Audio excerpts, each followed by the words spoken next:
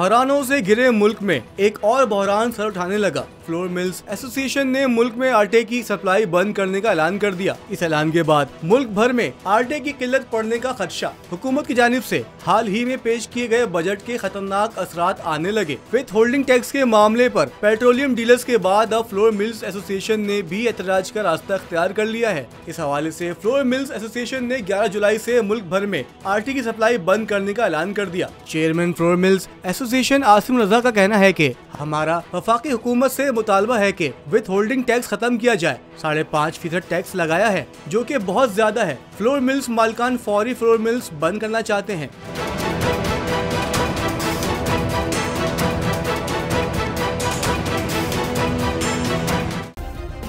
Subscribe करें और bell दबाएं ताकि कोई खबर रह न जाए।